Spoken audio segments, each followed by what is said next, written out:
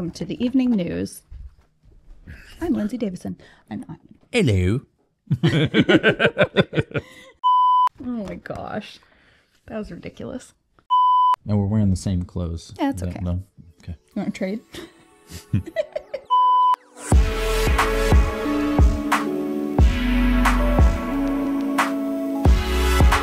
Hi guys, and welcome to Fireside Chat with the Johnstons. I'm Danielle. And I'm Justin. And we are excited to be here with you today.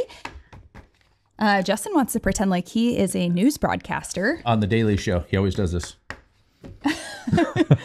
Sometimes that's actually really fun. And then he gets mad and Do you need a pen? Because he also just scribbles on it a lot. stupid paper. Okay, yeah. Oh my gosh, we need to trade? You're not even going to know what to say now. No, I know. Yeah, guys. Wow. Well, welcome to this episode. We want to thank you guys for tuning in. Do the steeple while you're talking though. Are you steeple? Yeah, remember? The professional? Looks more professional. Oh, I thought you were doing, here's the church and here's the steeple, open it up and here's all the people. I thought that's what you were telling me to do. Guys, it's a day. It's 2025. You can be different now. Thank God we have an editor. Okay. True. Let's do this. So we start off every episode of Good News with every episode of Good News. We start off every episode of Fireside Chat with good news. And because we are filming this a couple of weeks in advance, our good news is just a little bit in the past. And that's okay. What's your good news, Danielle? Today's New Year's Eve that we're filming this. Yeah. And we're going to one of my favorite restaurants tonight. We're getting dressed up and going to Fogo de Chao. And we're probably going to run into Travis and Taylor. Oh, yeah, whatever. This is what I wanted last year, too. I just wanted to run into Travis Kelce and Taylor Swift because it's on the plaza at a very nice restaurant on New Year's Eve. And I feel like that's where they're going to be tonight. Not Pacheco, not Mahomes. Doesn't care about any of those people, huh? I can't talk about Mahomes. I had a dream that I was friends with him last night and got to go to a Chiefs game. Oh, that's weird. I forgot to tell you that. It was super weird. Yeah, that is weird. So. Okay, my good news is I'm excited about going to Vegas. We're going to Vegas, baby. So by the time you guys watch this, Vegas will be long gone. You can't register because it happened in the past. Yep. But we leave, I think, the day after tomorrow. Yep. So we're heading to Vegas for a conference. This is always a good time. There's always so many people that come up and we're like, hey, what's up? You know, that type of thing. And it's a fun time. It's just it's really, really cool. And then to hear stories about, you know, some of the things that we've said people have put into practice or started implementing. And isn't that the same? Implementing and put into practice. Yeah, it's pretty much the same thing. Yeah. I'm re-explaining. I'm explaining it to myself. But basically, the things that they've done and how it's affected and their businesses, their personal lives and stuff like that. And then also just owning a business married has its own complications, because at what point do you turn it off and you're like, hey, now we're just husband and wife? No, now we're business owners. We're actually going to talk about that on the next episode of Fireside Chat. We've just got to figure it out before then. Yeah. We got like 2 weeks to figure out how to work together married. Oh, so we haven't figured it out yet, but we're going to figure it out in 2 weeks. In 13 years, we haven't quite figured it out, but our goal is to figure it out in the next 2 weeks. Here's the key, though. We're still married, so that something is working. As of this episode. I don't know yet. I don't know what it is. So did you say your good news? That was my good news, going to Vegas. Oh, yeah. Okay, awesome. Yeah. Viva Las Vegas. Real quick, if you are not familiar with Fireside Chat with the Johnstons, not only are Justin and I two of the owners of Next Generation Gym Owners, a consulting business in the all-star industry where we help gym owners to find their freedom, build profitable programs that can help their communities and sustain the ebb and flow of business and the economy for the long haul. Getting past the plateaus. Yeah. Positive impact. On top of that, we have owned our gym for 13 years. It's Twister Sports here in the middle of Warrensburg, Missouri. Right? In Missouri. Almost like the center of the U.S. Missouri. If you hear barking in the background, it's like a real farm situation here. Our dog's right out there. Yeah. A cat was crossing the yard in the horse's pen and the dog was barking at it. And there's probably a cow out there somewhere mooing as well. Yeah, across the street. So if you're curious, it's not even a street, it's a gravel dirt road. Yeah. So if you're curious what it's like to live out here in the middle of nowhere, I think I've just explained it well. Yeah. So we have a program at our gym we've done competitive cheerleading, competitive tumbling, hip hop, recreational, ninja, cheer, tumbling, dance. We have a before and after school program, summer camp that's about to start. By the time this episode comes out, we'll be really close to launching registration for summer of 2025, which will be our 6th year as licensed childcare. Constant improvement. That's what we've done. Yeah. On our last episode, we went over, 3 things that were our big focuses for this year in 2025. And when we talked about those, engaging on social media was one of them. But what is the purpose of just getting likes and follows, right? There really is no purpose unless you have a sales funnel that is built toward taking those prospects and leads and driving them to a website that does something for you. Brings them in the door. Yeah. Yeah, it's cool to get likes and follows, but if it does nothing for you, what's the purpose? Right. Yeah. So today we're going to give you 3 things that we're seeing successful cheer gyms do with websites that we believe make a really big impact on their ability to conduct business. Definitely. Yeah. Start with the first one. Yeah. So number 1 is a landing page. And if you're not familiar with what a landing page is, it's most people probably are not. Yeah. So it's a little different than if I type in twistersports.com. It's going to take me to my website and it has the menu with all the 40,000 things that we offer. Because in a town of 20,000, you have to offer a lot if you want to have a big gym and do the kind of revenue that we do. Most people that I talk to when I'm talking to people about, next gen and stuff like that and what we do, tell me that they either don't have a website or they do have a website, and the website is usually like a Wix or something that they've created, or they get free along with a program that they're using. Like a class management software. Some kind of a class management or something that's just provided. So what would you say to people when it comes to either not having a website or having something that's provided? That it's better, probably better than nothing, but it's something. Yeah, I think it's your online presence. Like that is the first thing. When I look at someone's website, I can tell a lot about their business. And this is not just cheer gyms. Like if there is a place in our community, there's like a Playland and My Little Town kind of thing. I can look at their website and I can know a lot of the ways that their business functions based on how I see the website. Is the website frequently up to date? Do they always have new things coming to it? Is it easy for me to use? And we'll get into a lot of those actually in a minute here. But a landing page is very different than your actual website. If you go to my website, you're going to find 100 things you can click on from the menu or from the different things on the homepage. Upcoming events that we have. Rihanna's website has really cool like testimonials across the front. And so it's like, wow, here's all the stuff we're doing in this small community. However, when I run a Facebook ad for class membership, like let's say I want to get more ninjas in the program. If I drive people directly to my website, there is a strong chance they're going to get to my website and get incredibly distracted by the menu. Yeah. There's too many options. Birthday parties and upcoming events and private lessons. And oh my gosh, my daughter might want to do cheer, which is super cool. And you think that's cross-selling, but usually you're creating a lot of butterflies and distractions for people. Because why did they click in the first place? Yes. They clicked because of one Ninja. thing. Yeah, Ninja. Yep. And so taking them to another place and giving them, here's our menu and there's 800 things on it when you were specifically wanting to sell ribs, and now they're looking at the chicken and the burgers and everything else on the menu. I didn't know where you were headed with that. Oh, I don't know. I'm just... You're hungry, huh? Yeah, but I'm just saying, I'm definitely hungry. Tonight's going to be a good night. Yeah. Going to Fogo de Chao tonight. Yeah. Yeah. But anyways. Yeah. So a landing page, it can be built on your regular website, but we take away the menu. We keep just the logo up at the top where there's basically only about 2 or 3 pages. It talks about the programs that you have in your gym and has an opt-in that's connected to autoresponders. So as soon as somebody gives you their name and email address, it gives a couple minutes and then it starts sending them emails here and there about different things, to help get them registered. That second page after they've given their name and email address goes to your class schedule, and it offers an opportunity right there for somebody to get registered. Guys, this is how to grow your gym. It's how to grow your class program, because when I do that, that means that parents who are scrolling at 11 o'clock at night can purchase a membership. When do most people look at websites and check things out? Well, I shouldn't say middle of the night, but Yeah. like late at night, Yep. after 9 o'clock. So or the gym's closed. first thing in the morning when they're trying to wake up. Gym's still closed.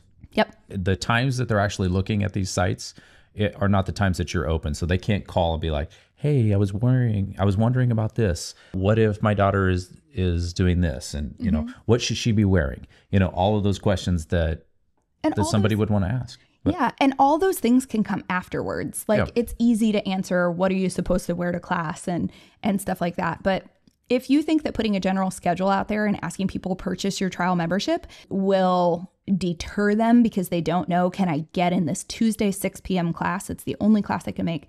I'm here to tell you, thousands and thousands of trials later, yeah, they'll purchase. Yep. They will do it because not only have I watched it happen at my own gym, but hundreds of gyms that I've worked with websites, people purchase those memberships and they don't really have to have, here's every piece of the information, every piece of the puzzle in order to make that decision.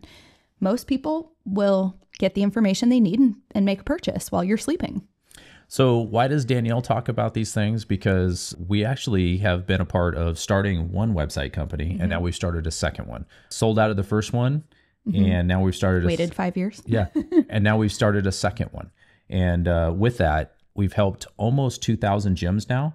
And so our expertise has gotten pretty good on exactly what people need and what your customers are looking for. So narrowing that down and creating that funnel all the way from advertising to pulling them into a landing page and bringing them into, here's the class schedule. So one of these will work for you.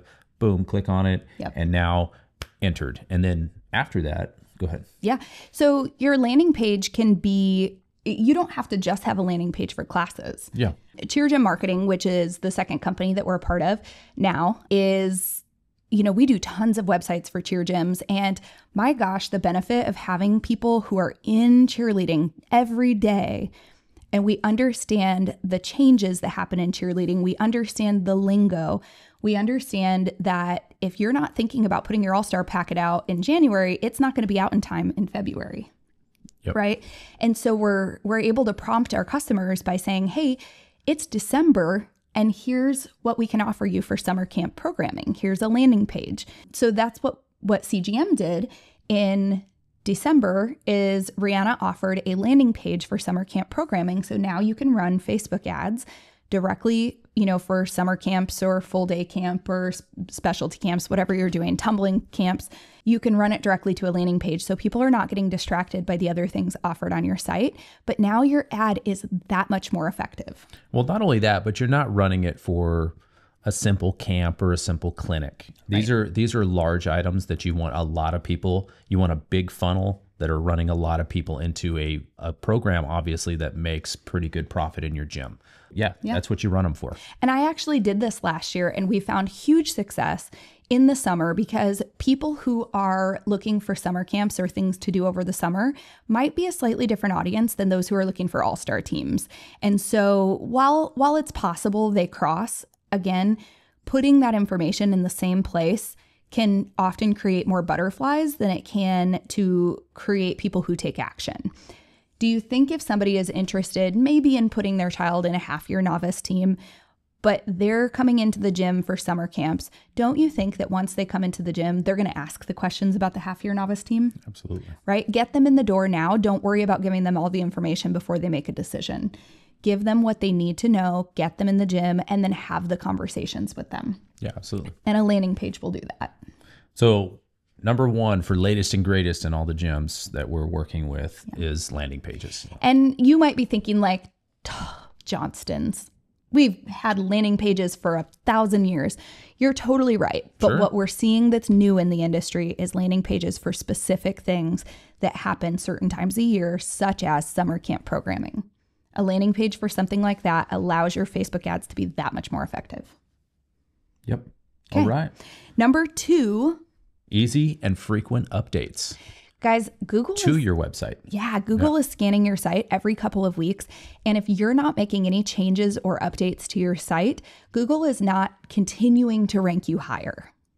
right? So you need to have things such as blogs with very heavy amount of keywords in there that people might be searching. You need to have updates to the different content on your website.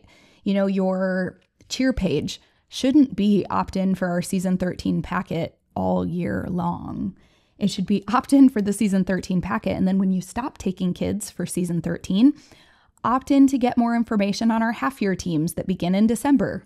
And then obviously seasonal stuff. Yeah, Black opt in Friday, to register. Black Friday sales coming up, you know. Right. Things should be changing. We run Trunk or Treat. Yeah. We actually have they call it a slider. It's like a huge image across the front of our website that allows people to get information right there. Yep. They don't have to search the menu to get the information for Trunk or Treat. Didn't we do a register for Trunk or Treat, but there wasn't really... For the family fun night. For the family fun night, yeah. Yeah, out in our parking lot, we run the big Trunk or Treat, and then inside we offer like open play, like a daytime playtime, but it's at night. Yeah. And we offered purchase of Fast Pass. Yeah. Which means you don't have to, like, you've already signed your waiver, we've checked it, it's good to go. You just show us your ID and you It also gives us a good idea about how many people are going to be showing up for that. It's kind of amazing because then you kind of know what to staff for. Right. And you can also say, hey, we're only going to offer 50 Fast Passes. And you can kind of tell how busy your event is going to be by how quickly those 50 sell out. Correct. Constant updates on it. Create engine optimization. So search engine, SEO, right? SEO. So what I've seen is there's a couple of different types of gym owners. You have the gym owners who spend all of their time becoming a website designer and developer and coder and all this. Is that like GoDaddy? That's Wix and all those things. Yeah. I've talked to quite a few that have GoDaddy, do Wix, and Probably they're like, Squarespace. I created it on my own. I know it's not the best. You can have a great website you've done on your own, but you're going to invest a ton of time learning how to do it. Right. And the question from me always is that the best use of your time? Are you making a ton of money off of your Wix site? And if you're not, that's my thing is how much time did you spend doing that? And what is your payback on it? What's your return on investment on that? And even if you are making money off of it, you still, I mean, think about if it took you 4 hours to do something that you make $400 on. Well, you could send it to somebody who does it every day and it could take them 20 or 30 minutes to do what took you 4 hours. True. Right. And on top of that, what about the troubleshooting? What about when something isn't working? Like, pull in the experts and let your site be done by experts, and you're going to see a huge ROI because you're no longer investing your time into that. You can focus on staff training and marketing and the things that only an owner can do. Whereas a website, that is not something only an owner can do, but it sure does help to have people who speak the lingo. Yeah, absolutely. Because honestly, the people overseas trying to help you out with it don't always speak the lingo. I did once have a website like that. I knew, so I've always known websites because I did them for the Air Force. But early in our time, I didn't know somebody who could do a website in the cheer industry who totally understood cheer. So I got a website through, I think it was Haibu. I didn't know that they owned the yellow, or that like the Yellow Pages owned them. Oh, yeah. Those of you who are under 25 probably may not even know what the Yellow Pages are. I do remember that. It was such a weird name too, Haibu. Yeah, it was super weird. But every time you needed an update, I mean, I had to explain it 15 different ways because you were not speaking to someone who had very good English skills or they didn't understand cheerleading. And it was just a really bad use of my time. So it had sites where we'd have verbiage on there that was like kind of broken English and the wrong weird lingo being used, almost like dance terms and gymnastics. Right. I don't know, just all kinds of different terms that we wouldn't normally speak, but they tried, you know. And you end up having to check it 10 times more because they don't speak the lingo. You know, and I think I've worked with cheer gyms who they have a parent in their gym and they're like trading a service and the parent is running the site. Like, realistically, guys, it's so helpful when somebody, one, will be proactive on your site and say, hey, it's January. Go ahead and start sending us your all-star packets, or at least send us the link that you'd like us to start creating, and what opt-in information would you like? Like, you don't have to always be thinking 10 steps ahead when you have a company who understands the industry and knows what to ask you for before you ask for it.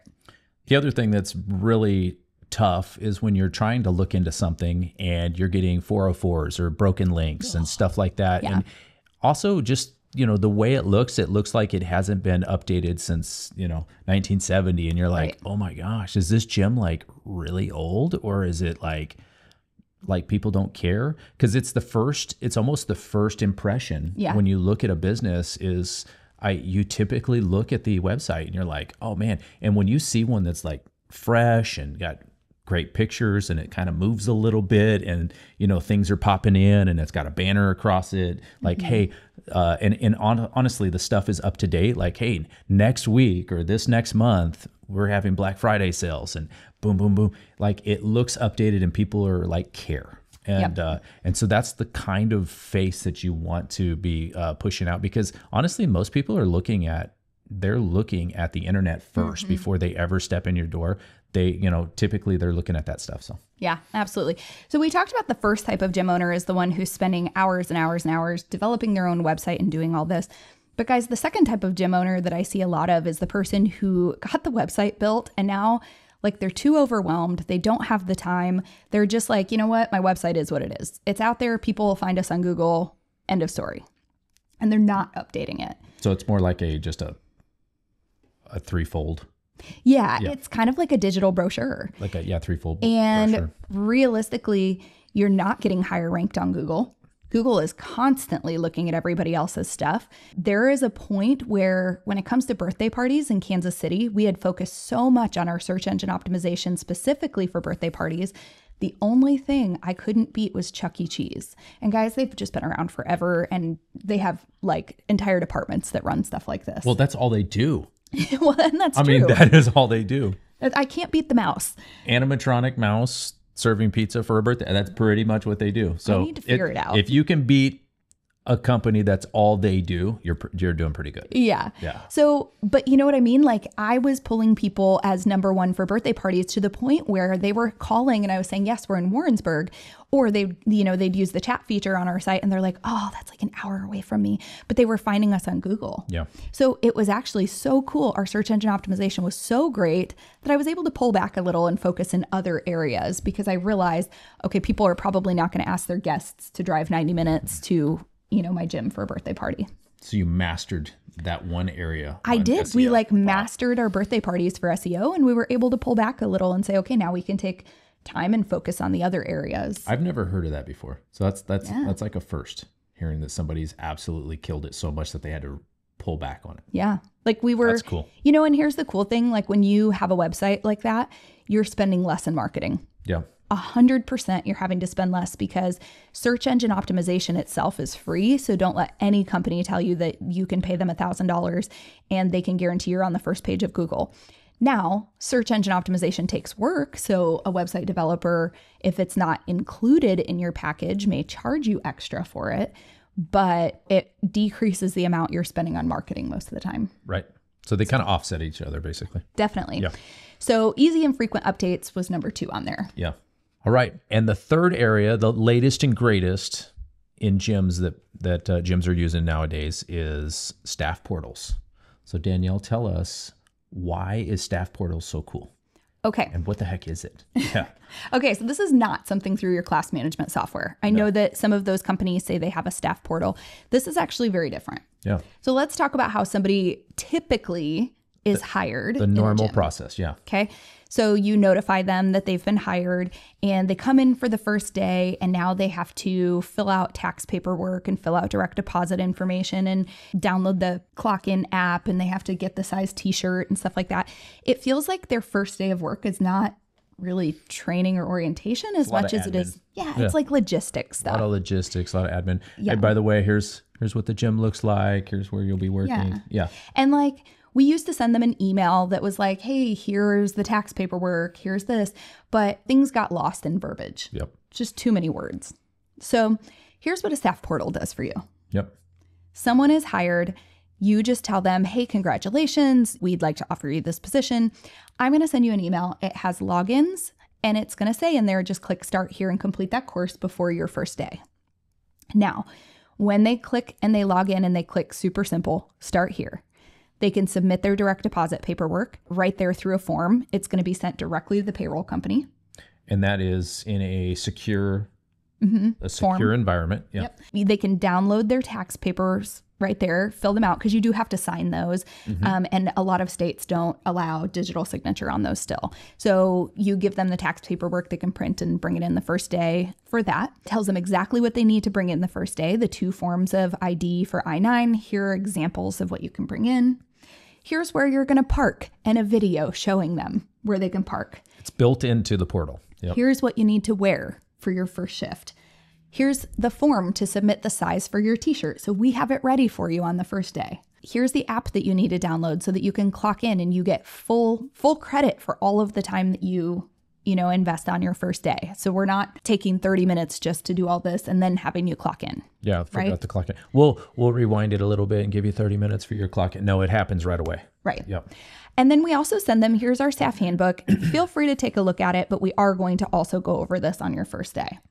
Now, all of this stuff is papers you could have sent home with them, but because most of us are not hiring in person on the spot, this now allows them to take a little time, get focused on the things that they need, and then come in on the first day. Like, what a great impression. They already know who to ask for at the front desk, where to park. They have this new level of confidence because you've given them a series of videos through a course that, as the owner, you can see they've completed this. So that was the key I was going to jump on, was you can also see if they're actually being proactive and actually doing it, because it lets you, as the owner of that portal, to see exactly what they're doing and how quickly they're doing it. Right. So if they've downloaded something, if they've completed something, if they've entered their shirt size, all that stuff is done, and it gives you kind of a date and a time when they do it. So it's kind of nice to see that. Well, and I can tell you, if somebody doesn't complete that stuff, we don't let them start their first shift. Like, you can't work for us if you haven't given us your payroll information. Right. Like, you can't work for us if you haven't given us tax paperwork. If they show up and they haven't completed that stuff, we give them 24 hours to fix it. And if they haven't completed it by the next day, like, you just don't work here. It's not going to work out because they need somebody who is adult enough to do that. Now, aside from like junior coaches that are going from 14-year-old status to 15 and they just sometimes don't get it yet, we really don't have that happen, because you've kind of weeded those people out in the interview process. 15-year-olds, you have to teach them how to adult. So what does that save you, and what does that do for you having something like a staff portal? Because when you start timesing that by 10 people, right, and 30 people, like it really starts, because now instead of having a group of people walking in or multiple people walking in, the time that it saves you by having somebody just walk through the door and be like, hey, here's your t-shirt, here's your stuff, clock in right there. They already know about it. Now we can start. Yeah. Yeah, so let me answer that question too with, what else can your staff portal do? Yeah, sure. Because when they come in for their first shift, we have a series of orientation videos that they're watching. Now, these videos are things like, hey, here's an introduction to each of the programs we have at the gym. Here's our website. Let's make sure that you could walk through our website and find information if you needed it. Here's the difference between a coach and a junior coach. Now, I think one-on-one time with the people that you've just hired is very important for staff culture. That said, your one-on-one time can be used for things like, hey, tell me more about yourself. Like, what's your major in college? What do you hope to learn and get out of this job? Like, you can actually have quality conversations, not just the quantity of time that you're spending with them doing the boring things. Yep. Right? And you can make those videos as boring or exciting as you want. It's really up to you. So is the staff portal just for brand new people walking through the door, or is there more to it, Danielle? No. So in that initial training, we have the orientation video. This is where you say, but wait, there's more. But wait, there's more. So then every training shift that they have, they are starting with a computer-based module that's about 30 minutes, and then they're going out onto the floor and actually training, right? Every shift that they do. When it's time for them to take a progress check, like one of their written tests, they're doing it on the portal. So it's documenting their training throughout. The final written test that our coaches have to complete or our front desk has to complete, it is a written test, but it's through a form on the computer. I just want to make sure people are seeing that there's multiple ways that people are trained with the portal. It's because not everybody's the same learner. So right. So really in this, somebody's visually watching, somebody's hands-on doing, and then there's a written at the end. So we can tell you're able to catch people in all the different learning capacities. So anyways. Right. And, Rihanna has some great stuff on hers. Like, she has quizzes that they have to complete. So it's not just a progress check. Some of our modules do have those, but that's something we're going to get into more in 2025 is like, we've given you the content and now here's a quiz to see, did you truly understand? Like a check for understanding. So what does this portal do for you? Has it improved the quality? Has it improved the coaches and the staff that we do have? Yes, is the answer to all of that. I think it's done a few things. It has made it more efficient. It's taken a lot off of the plate of the HR, the people doing HR functions. Most gyms don't have a dedicated HR person. Right. So it's someone who's taken on that task. It's created more quality conversation rather than let's sit down and, review what you're supposed to wear on the first day. Right. Like you don't have to have those kind of silly conversations, but it's also tracking the training and holding people accountable because now they have these documented, you completed this module on this day and we did a check for understanding. And based on that, you understand exactly how to do this. On top of that, we no longer just use it. In the beginning, we just used it for like onboarding and initial training. Right. But now we have continuous education courses that our coaches have to take on there to be eligible for their raise each year. So like CCUs, basically. Yeah. And it's things like, the concussion training, you get a certain number of hours toward your CPR training. We have things like how to communicate better with parents, recreational retention, but then we also have courses on there for spotting. Yeah. And all the way down to what are some do we have anything like looking for abuse and stuff like that on there? So because we're a licensed childcare facility, we do, but it's through the state. Through the state on that So one. Okay. It wasn't something that we sort of created. It was something that the state. The neat thing about it is it's a good platform to add things to because at the same time, you don't want your staff to just learn one thing one time and that's it. Right. You want to continuously add to it. So when it comes to it, you could be adding in more. Hey, if you want to get to this level of team, we need you to get to this level. We need you to learn these things and start getting to that point. Right. And then you can be on that level of team, Yeah.